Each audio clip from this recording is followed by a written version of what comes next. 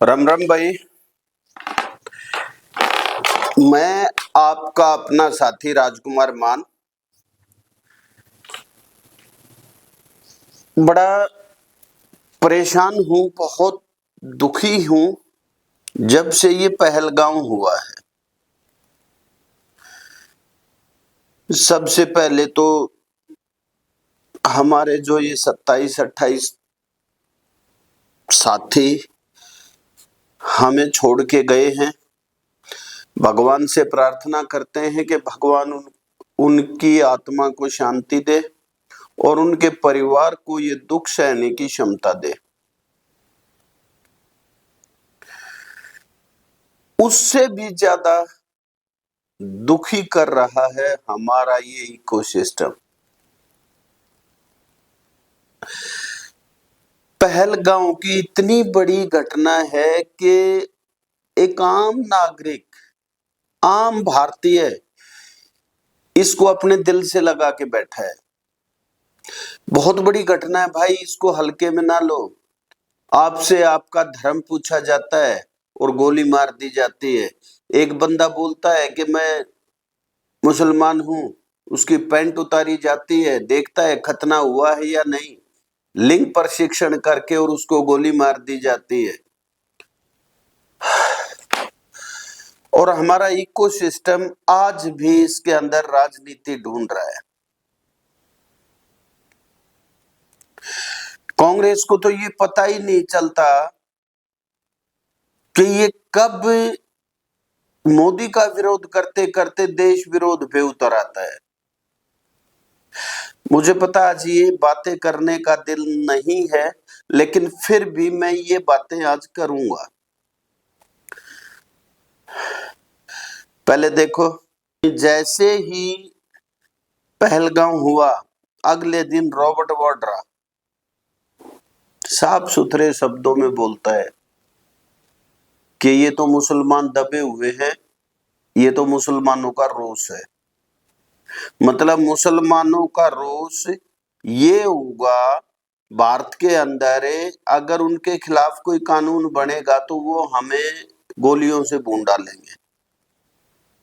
ये पूछ के तुम्हें, तुम हिंदू हो, तुम सिख हो या क्रिश्चियन हो, मुसलमान नहीं हो तो तुम मारे जाओगे, चाहे किसी भी कम्युनिटी से हो आप।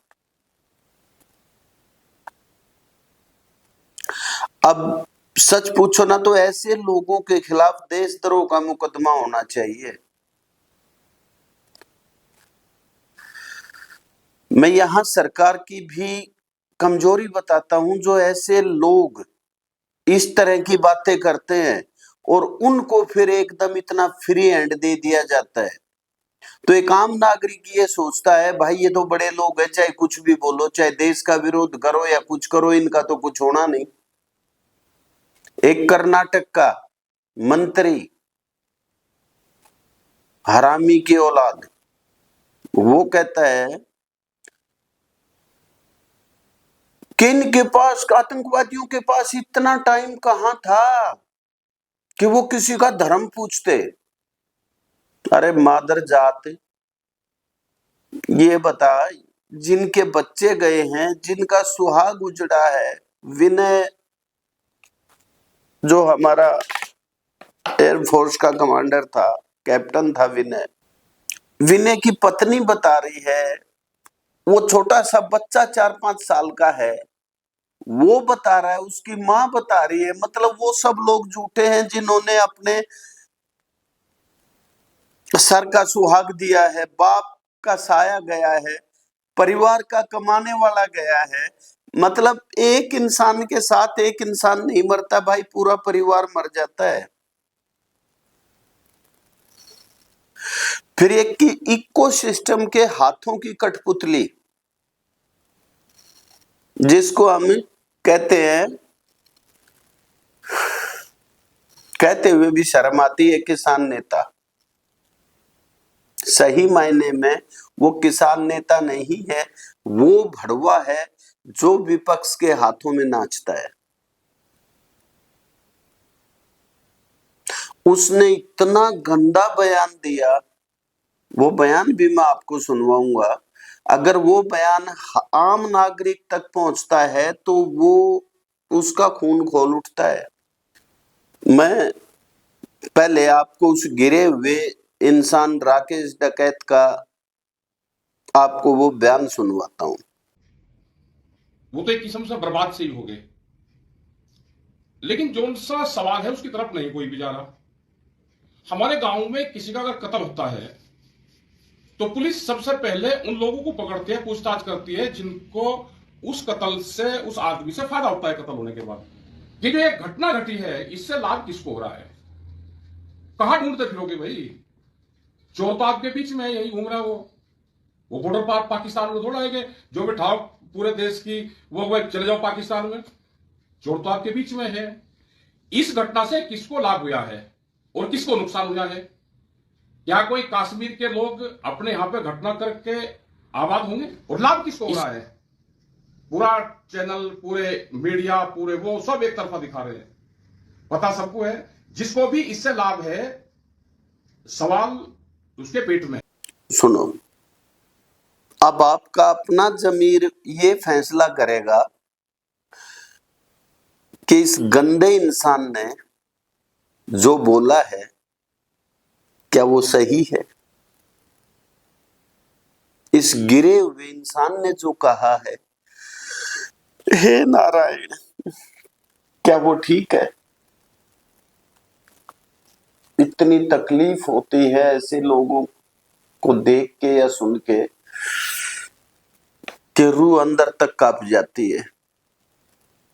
ये सच में किसान नेता नहीं है, ये आतंकी मौलाना है, आतंकी मौलाना है ये। और मुझे नहीं पता यूपी सरकार, योगी जी इसको कैसे इतना ढील दे रखी है। नहीं तो इसकी तो जांच होनी चाहिए। अरे इनके पास 100 बीघा जमीन थी, आज 100 बीघा से इसके पास अरबों खरबों की प्रॉपर्टी है। कहां से आ गई इन दोनों भाइयों के पास, कहां से आ गई? ये तो जांच का विषय है, क्योंकि ये लोग शुरू से ही इनका ऐसा नेचर रहा। इनके दादा अच्छे इंसान थे, इनके पिताजी ने भी 10 लाख में एक बार किसान बेच दिए थे, और ये तो बार बार बेच रहे हैं और फिर किसान इनके साथ लगे हुए हैं। किसान नहीं है वो इकोसिस्टम से जुड़े हुए लोग हैं जो अपने पर्सनल फायदे के लिए इस देश के साथ गद्दारी कर रहे हैं, वो लोग हैं। अब ये मुजफ्फरनगर के अंदर आक्रोश रैली थी, इसने सोचा वहां जाके मैं चौधरी बनूंगा, लेकिन इसको नहीं पता था कि जो तूने ये बयान दिया है इससे लोग कितने नाराज हैं। इसको किसी ने सर में डंडा भी मारा, इसकी पगड़ी भी उछाल दी। देखो, किसी भी तरह की हिंसा का मैं पक्षधर नहीं हूं। मैं नहीं चाहता कि ऐसे लोगों पे भी हम अपने हाथ गंदे करें। ऐसे लोगों को तो कानून के हवाले करना चाहिए। गवर्नमेंट को चाहिए कि जो भी देश विरोध के बयान देता है उसको सीधा अंदर डाल दो। इनके बयान पाकिस्तान के अंदर चलाए जाते हैं। जितना यो इकोसिस्टम है, इस इकोसिस्टम के बयान सारे के सारे पाकिस्तान के अंदर चलाए जाते हैं। फारूक अब्दुल्ला, उमर अब्दुल्ला, इन्होंने बहुत गलत किया था, लेकिन आज ये समझ गए कि ये भूखा स्थान पाकिस्तान, ये कंगलिस्तान पाकिस्तान, ये आतंकवाद का जन्मदाता है और ये हमें सुख शांति से नहीं रहने देंगे। तो वो दोनों बाप बेटा आज सरकार के साथ खड़े हैं कि जो फैसला सरकार लेगी, जो हमारा प्रधानमंत्री लेगा, हम उसके साथ हैं। ओवैसी का जो भी बयान आया वो देश हित में आया। पाकिस्तान, बिलावल भुट्टो ने कहा कि हमारे पास ये है, ओवैसी ने उसको भी लताड़ लगाई। तो सच पूछो ना भाई, ये है विपक्ष के नेता। कांग्रेस कोई विपक्ष नहीं रही, सपा ये विपक्ष नहीं है। मायावती ने तो बेचारी ने चुप्पी साध रखी है, वो कुछ बोलती ही नहीं, ना इधर की ना उधर की। जबकि हमारे राजनेताओं ने फैसला लेना चाहिए, बोलना चाहिए। इधर आरजेडी, ये सारे के सारे ऐसे हो गए कि इनको पता ही नहीं चलता कि ये कब मोदी का विरोध करते करते देश विरोध तक पहुंच जाते हैं। भाई, इन लोगों का बाइकआउट करो। इन लोगों से हम जितनी दूरी बना के रखेंगे उतना ही आपके लिए, हमारे लिए ठीक होगा। क्योंकि ये कोई ना ही तो इनमें कोई सनातनी है, कोई हिंदू नाम रखने से हिंदू नहीं हो जाता, और ना ही कोई राष्ट्रवादी है। ये पैसे के पीर है, इनको कोई खरीद लो और किसी तरह के बोल इनसे बुलवा लो, क्योंकि इन्हें पता है ये भारत है, यहां तुम्हारा कुछ होना नहीं। हमारे संविधान में इतनी लूज पॉइंट दे रखे हैं कि देखो, मैं बाबा साहब की दिल से इज्जत करता हूं, लेकिन इंसान है, कहीं ना कहीं कमियां तो होती हैं। और फिर बाबा साहब ने कुछ लिखा नहीं था, वो अध्यक्ष थे, संविधान सभा के अध्यक्ष थे, वो संविधान रचयिता नहीं थे। जो हमारे संविधान रचयिताओं की जो कमेटी थी, 271-78 लोग थे, उन लोगों ने इतनी कमियां छोड़ दी हमारे संविधान में। नहीं तो इन जैसों को तो संविधान के अंदर ये क्लॉज डालना चाहिए था कि जो भी देश विरोध करेगा उसके ऊपर देशद्रोह लगा के और उसको अंदर डाल दिया जाएगा, चाहे वो नेता हो या कोई भी राजनेता हो या कोई भी हो। और इस कानून की सख्त जरूरत है भारत को। कुछ लोग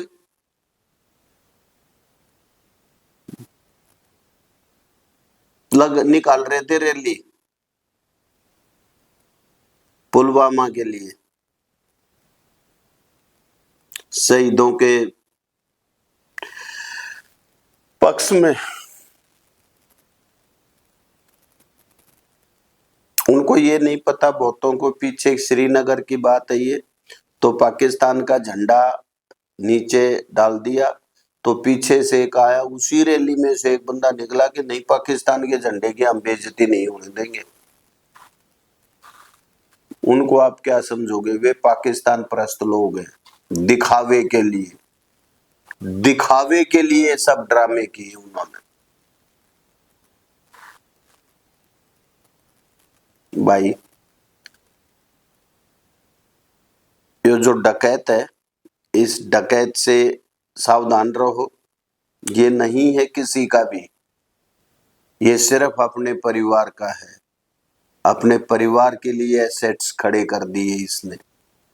इसकी जांच होनी चाहिए और मैं सरकार से प्रार्थना करूंगा कि इसका संज्ञान लेना चाहिए सरकार ने।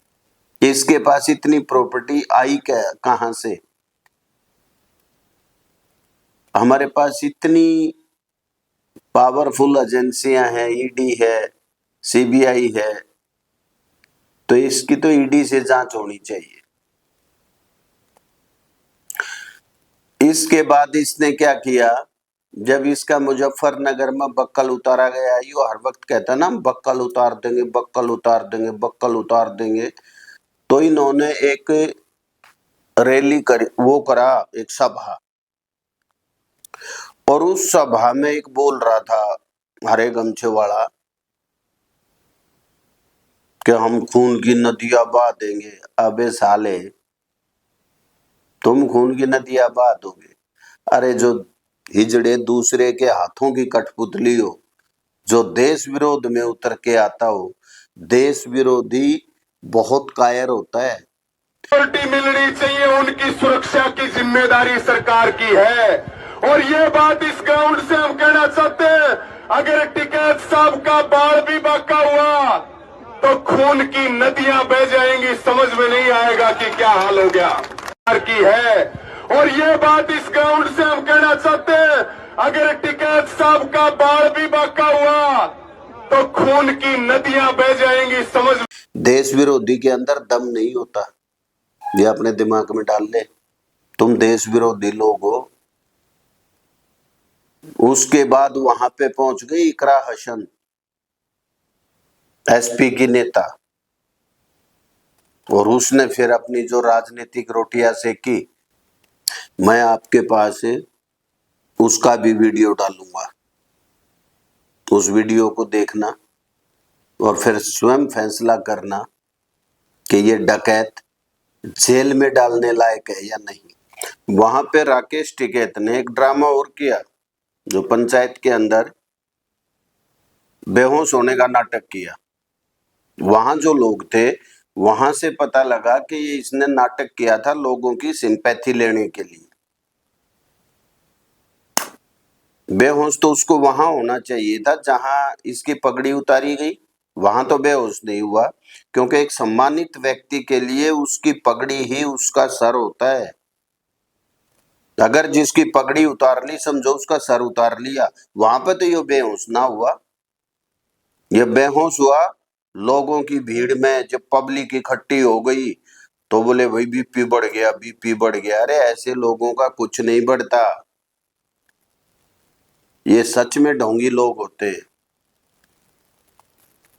इधर जिस टाइम पे इनके ये ड्रामे चल रहे थे, उमर अब्दुल्ला प्रधानमंत्री जी से मीटिंग करने आए, उनकी मीटिंग हुई, भाई सीएम है जम्मू कश्मीर के, और इधर उनका हुक्का पानी व्यापार सारी सुविधाएं बंद कर दी भारत की तरफ से जो थी। तो इस इको सिस्टम को ये भी समस्या है, क्योंकि इस इको सिस्टम के कुछ लोग बोलते हैं कि भाई पानी नहीं बंद करना चाहिए, व्यापार नहीं बंद करना चाहिए। आज भी कुछ लोगों का दिल पाकिस्तान के लिए धड़कता है। ये राकेश डकैत उन्हीं में से एक है। आपने देखा है, जब कोई ओपरा कुत्ता अगर किसी दूसरे मोहल्ले में चला जाए तो वो अपनी पूंछ को ऐसे दबा लेता है। जब मुजफ्फरनगर की पंचायत हो रही थी, वहां पे तो ये राकेश डकैत अपनी पूंछ को ऐसे दबा के भाग लिया वहां से। लेकिन जब पंचायत की और वहां पे इनके अपने दल्ले इकट्ठे हुए, वहां पे इसने कहा, बहुत गिरा हुआ बयान दिया, वो मैं आपको सुनाता हूं, सुनो। ऐसा है, कोई विरोध नहीं है, कुछ नए हिंदू बने हैं, ये उनका है, ठीक है। मतलब जो इस मामले को भी बांटने की कोशिश कर रहे हैं, तो उन बालकों को, उनकी मानसिकता खराब है। हम अपना ट्रैक्टर मार्च निकाल लेंगे और उसका मुंहतोड़ जवाब देंगे जो यहाँ पे विरोध करा है जिन्होंने। हमको डरपोक है कि मुजफ्फरनगर में भी डरेंगे। अपना ट्रैक्टर, ये कहता है ये नए नए हिंदू बने हैं। अरे भाई, ये तो पूरा देश रुक के मार रहा है कि तू नया नया मौलाना बना है। अपने अंदर भी तो झांक ले। तू तो कलंक है हिंदुओं पे, तू तो नया नया मौलाना है। एक इसका राकेश टिकैत का दल्ला है, प्रताप गुज्जर। ये गुज्जर तो भाई मुसलमानों में भी होते हैं ना, हिंदू थोड़ा ही है ये। नाम हिंदू रखा हुआ है, जमीर इनका मर चुका है। ये मुल्लों के हाथ की कठपुतली है। ये जैसे वो नचाते हैं ना कठपुतली को, वैसे नाचती है। इनकी डोर उनकी उंगलियों में है, उनकी उंगलियों के इशारे पे ये नाचते हैं। प्रताप गुज्जर, भगवाधारियों की तरफ लखाने की तेरी औकात नहीं है। तेरे सर पे हरी पगड़ी, गले में हरा गमछा, तू मौलाना है। किसी मजार के सामने बैठ जा, लोग चलते फिरते 10 रुपए 20 रुपए फेंकते रहेंगे, साले इज्जत से तो कमा खा लेगा, देश का विरोध तो नहीं करेगा। लेकिन अपने नाम के पीछे जाट अहीर गुज्जर राजपूत लगाने से भी जाट अहीर राजपूत गुज्जर या दलित नहीं हो जाते। सब कुछ कर्म से है, और तुम्हारे कर्म है गौ बेचने वालों, तुम्हें भगवाधारियों से नफरत है। तुम वो लोग हो जो इफ्तार पार्टी में गौ मांस खाते हो और शर्म नहीं आती अपने नाम के पीछे गुजर लगाते हो। अरे गुजर तो वो मार्शल कौम है जो अच्छे अच्छों को धरती चटा देती है, गुजरों को बदनाम करता है हरामी मौलाना। क्योंकि इनका तो नारा है ना, सर तन से जुदा, उसी गैंग के लोग तो हैं ये। अरे जहां पे आज देश के ऊपर इतनी बड़ी मुसीबत है, यहां तो जो देशभक्त लोग हैं या देश के साथ जो लोग हैं वो तो कहते हैं पाकिस्तान को चुन चुन के मारेंगे, पाकिस्तानियों को चुन चुन के मारेंगे, लेकिन ये अपने ही देश को कह रहा है कि चुन चुन के मारेंगे। कहीं इनको फंडिंग पाकिस्तान से भी तो नहीं आ रही है, क्योंकि वो खुद कंगला देश है, लेकिन वो इस तरह के जहरीले कीड़ों को तो भेजता है ना। खैर ये सरकार की जांच का विषय है।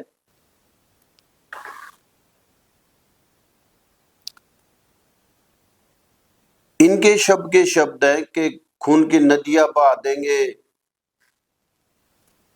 चुन चुन के मारेंगे, इस तरह के शब्द इस्तेमाल कर रहे हैं। और इसमें इसी का भाई, डकैत का भाई, वो क्या नाम हो, दूसरा डकैत बड़े वाला नरेश डकैत, वो भी कहता है कि हम अनुशासित है। अरे तुम्हारे अंदर अनुशासन कहां से आया भाई, लुटेरो, तुम्हारे अंदर अनुशासन कहां से आया? कहता है हम अनुशासित हैं वरना खून की नदियां बहा देंगे। अरे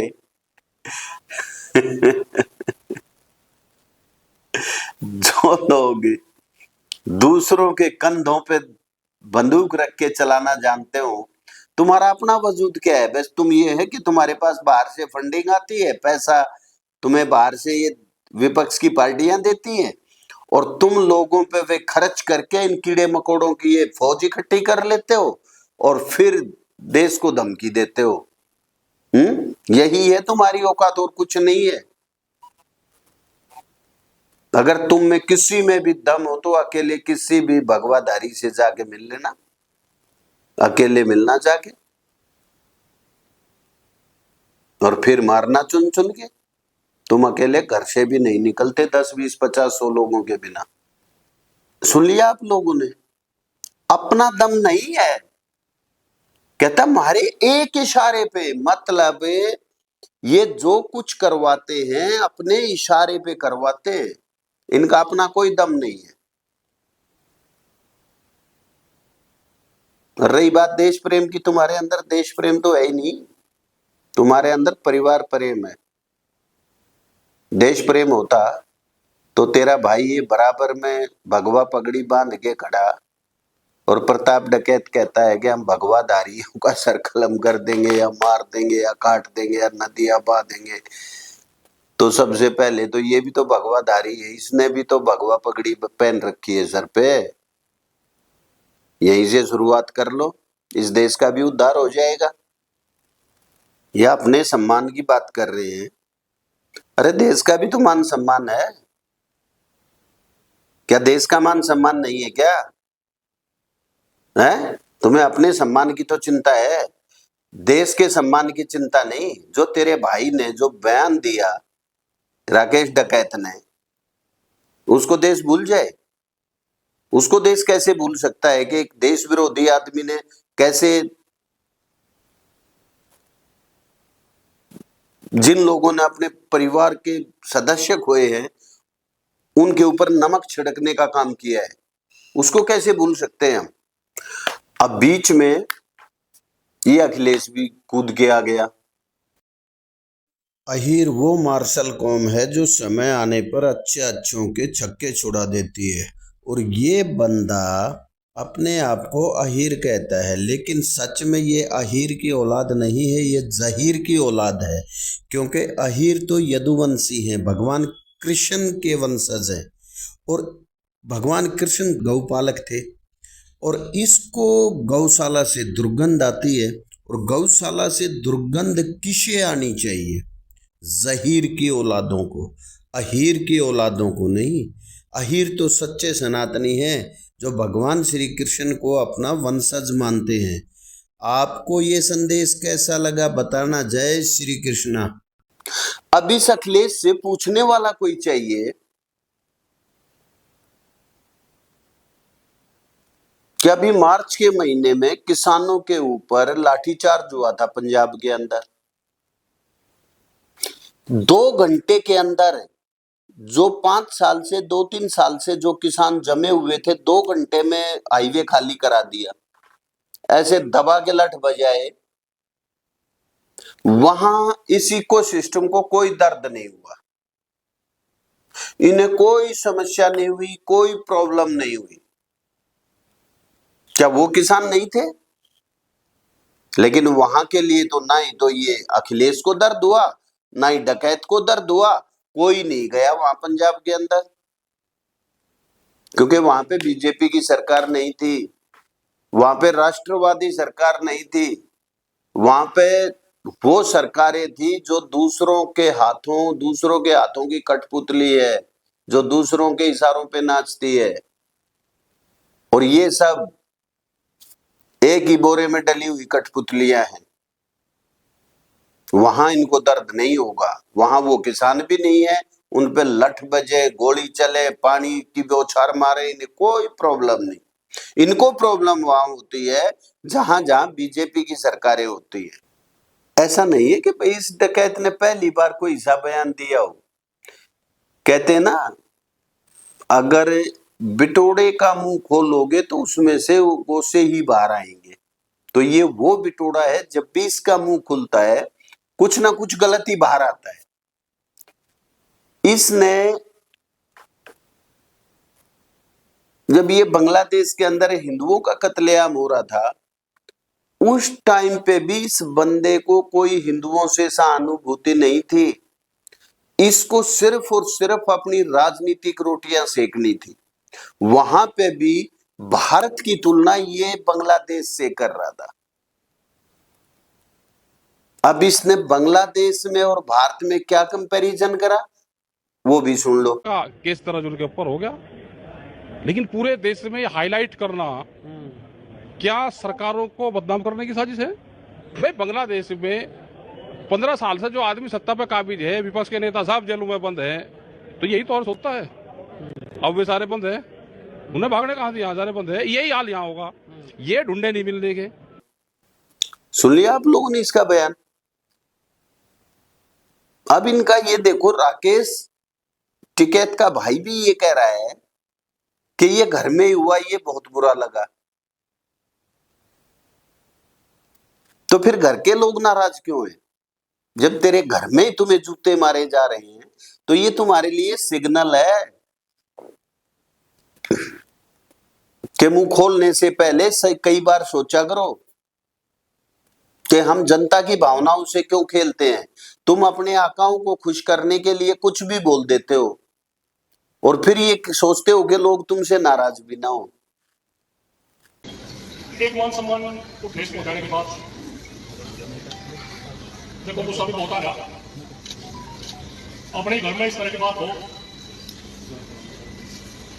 अगर हमारे थोड़े से इशारे पर क्या यहाँ की धरती लाल हो जाएगी? ये अपने मन में तो निकाल रहे हैं बात। और जिम्मेदारी की एक ऐसी बात है, हम कोई भी कदम ऐसा नहीं उठाते। मान सम्मान की बात, देश प्रेम की बात, हमारे तो बड़ा देश। हर आदमी को पता है तुम पैसे के दम पे खेल रहे हो, नहीं तो तुम्हारी गांव के अंदर खुद 2 कौड़ी की इज्जत है। गांव के तालाब तक तुमने कब्जे करके बेच दिए। सबको पता है तुम्हारी असलियत का। 2 कौड़ी की इज्जत है तुम्हारी गांव के अंदर। कौड़ी भी कीमती है, उससे ज्यादा गिरी हुई इज्जत आपकी है गांव के अंदर।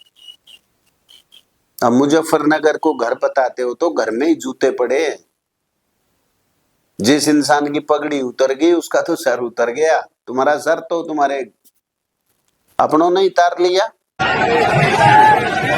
ये आप तस्वीर देखिए, राकेश टिकैत आपको दिख रहे हैं, वो भी इस रैली में शामिल होने के लिए शायद गए थे, और वहां पर आप देखते हैं होती है, भीड़ जो है वो बिल्कुल उनको बर्दाश्त करने के मूड में नहीं थी, और कोई जो है दूर से एक लंबा झंडा लेकर, जो झंडा लगा हुआ था, उनके ऊपर मारने का प्रयास करता है, तो इधर से उधर से निकलने का प्रयास करते हैं, इसी दौरान उनकी गिर जाती है, और राकेश टिकैत जो है वो वहां पर उनको पीछे से पकड़े कर रहा था, फिर वहां से वो निकल जाता है। तो ये तो पूरा घटनाक्रम है, जितना देखिए उनके ऊपर एक बार ये झंडा लगता है, और उसके बाद जब वो वहां से निकलने का प्रयास करते हैं, कई लोग हालांकि देखिए रेडियो की तरफ पुलिस भी है, लेकिन इस बीच अफरा तफरी में उनकी पगड़ी गिर जाती है। फिर औरों से क्या शिकवा शिकायत। अच्छा, जैसे इनको घर में जूते पड़े, वहां पे समाजवादी पार्टी की, जो हमेशा जहरीले बोलों के लिए मशहूर है, जिसके जुबान पर हर वक्त जहर की बूंदें रखी होती है, इकरा हसन भी पहुंच गई, जो हिंदुओं को हर वक्त कोसती है।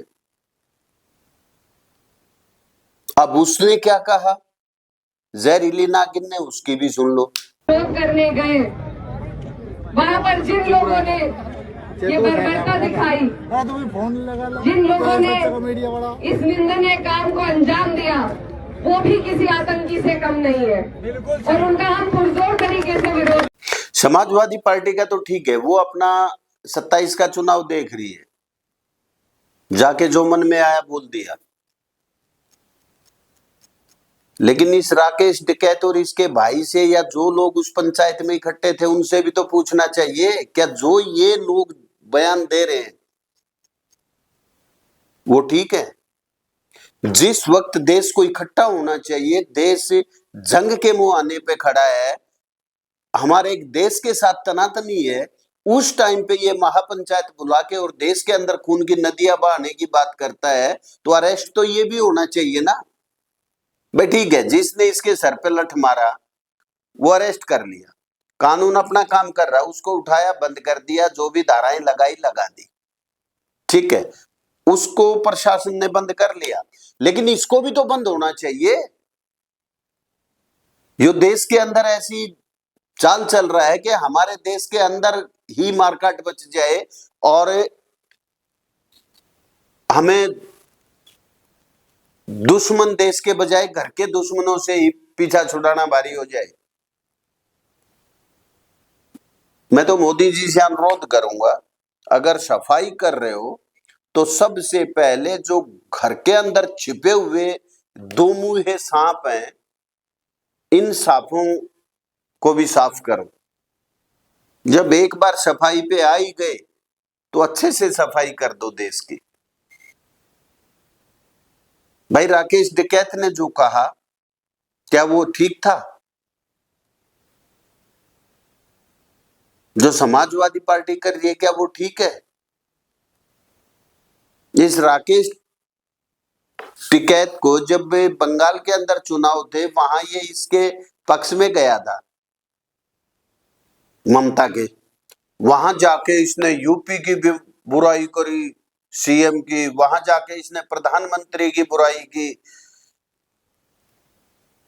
लेकिन अब जब हिंदुओं का वही ममता सरेआम कत्लेआम करा रही थी, तो ये क्यों नहीं गया, या इसके मुंह से एक भी शब्द क्यों नहीं फूटा?